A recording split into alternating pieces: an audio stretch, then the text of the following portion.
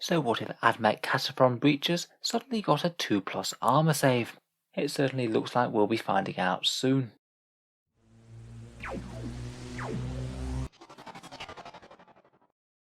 Hello and welcome back to Warspets Tactics, the strategy focused 40k channel, where today we have a little more news from the Adeptus Mechanicus in a new leaked datasheet from packaging from the Kataphron Breachers and Destroyers kit.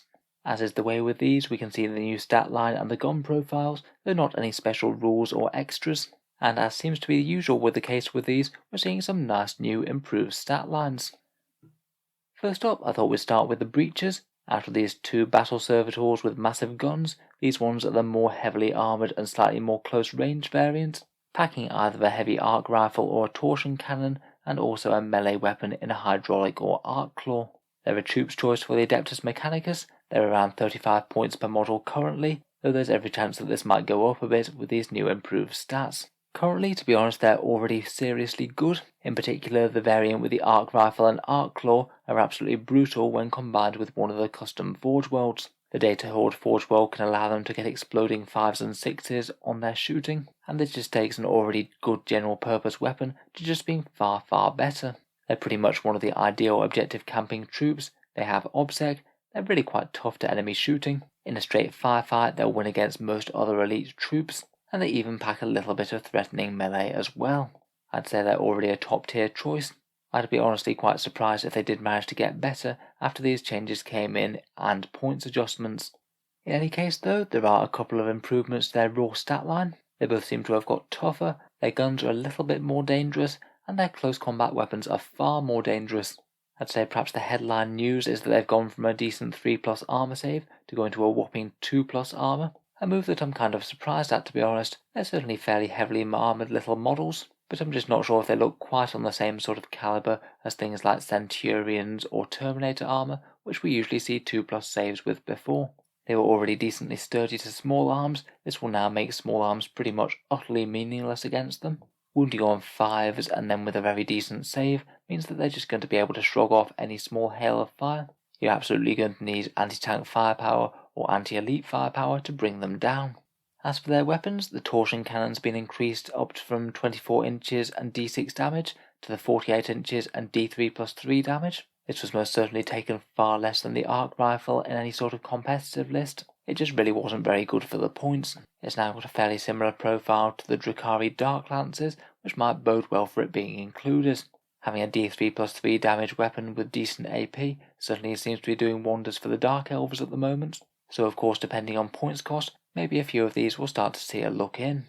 The arc rifle is largely unchanged, 36 inches, strength 6, AP -2 and 2 damage, but we do know from previous previews for the arc rifle that they're going to be changing the arc rule a little bit.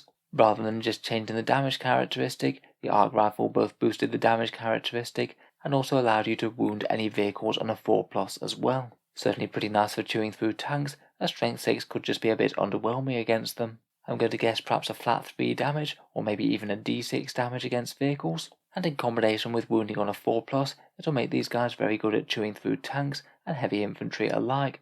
I wouldn't be too surprised if Games Workshop makes them both cost the same amount. They seem at least fairly balanced to me. Hopefully there'll be reasons to take both, rather than just taking the arc rifle as you would now.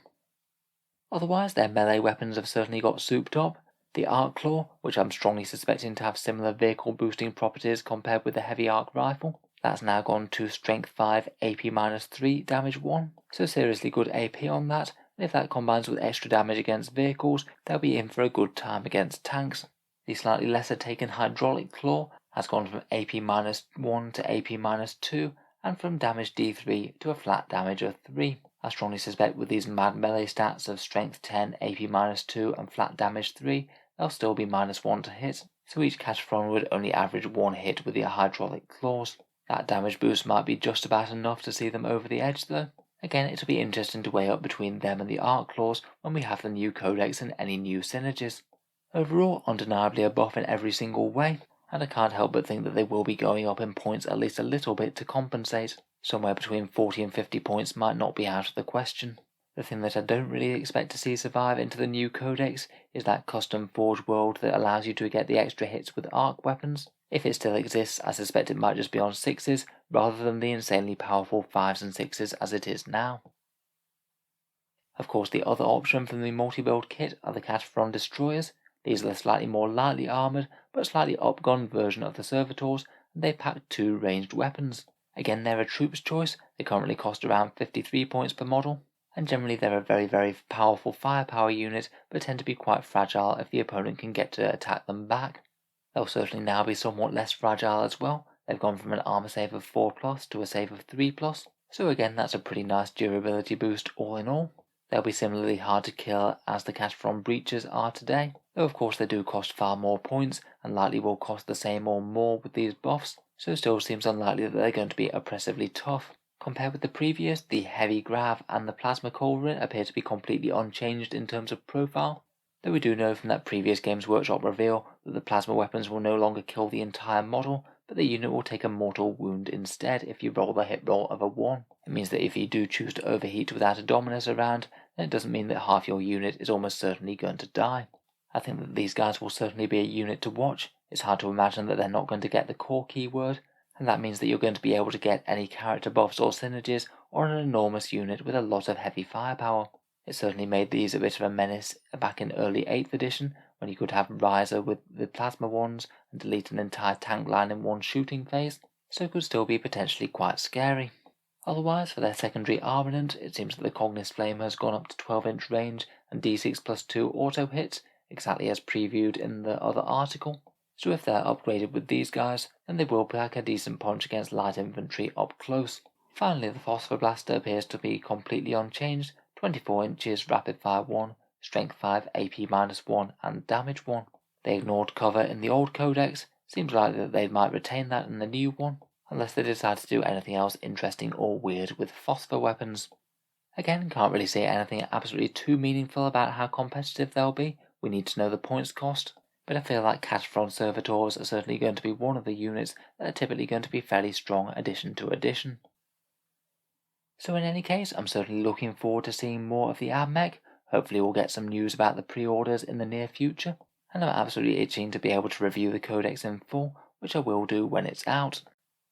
If you'd like to keep up with any new admech previews that Games Workshop gives us, feel free to subscribe to Auspex Tactics, and I'll certainly try and break down anything that comes out. Finally, if you'd like to help keep these videos coming and support the channel, I would just like to mention that I do have a Patreon page which you can find down in the video description below. Channel patrons do get a fair few advantages, such as seeing certain new videos early, regular votes to see what sort of things come next for the channel, and automatic entry to the regular prize giveaways with a chance to win some really big model kits each month. If any of that sounds good to you, or you'd just like to help support the channel, then the link is down in the video description below. In any case, a massive thank you for listening, and I'll hope to see you guys next time.